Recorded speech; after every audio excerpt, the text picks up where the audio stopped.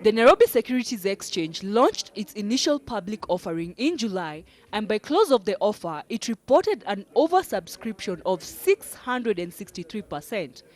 This makes it the most oversubscribed offer since the bourse was founded over 60 years ago. And I would like to extend a very, very warm welcome to all our new 17,859 shareholders. We are very happy that we managed to get so many Kenyans and foreigners to subscribe to the offer. You will know that we had intended to raise 627 million, but they actually gave us 4.8 billion shillings. The bourse has been on an ambitious expansion strategy, and so far, its performance has been bullish. In 2013, we launched the GEM segment, which we are hoping will be able to attract more SMEs. As a result of these liquidity-enhancing measures, in the equities traded volumes have increased fourfold from 38 billion in 2009 to 155 billion in 2013.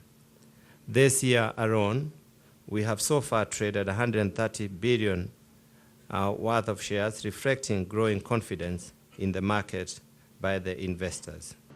In addition, foreign capital inflows amounted to $900 million in 2013, whereas outflows stood at $625 million.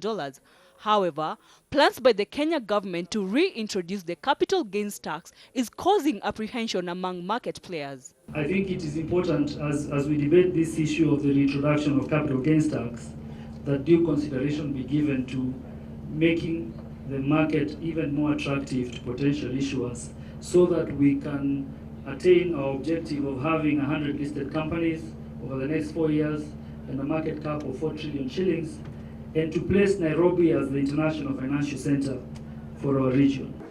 But in a quick rejoinder, Kenya's treasury says the tax will not erode economic gains made in the recent past. I want to assure you that its design, implementation will be done in a manner that does not constrain the growth that we have seen in Kenya over years.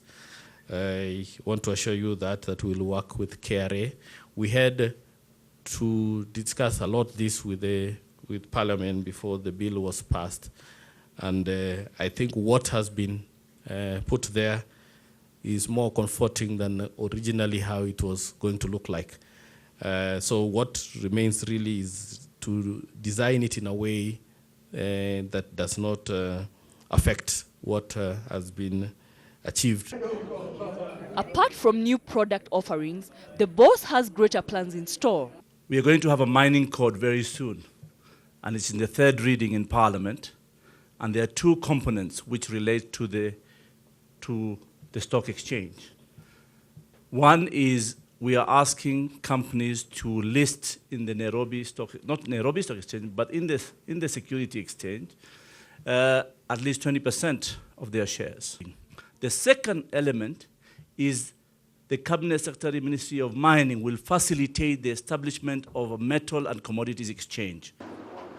Also, the government has embarked on ways to make the country a competitive investment destination.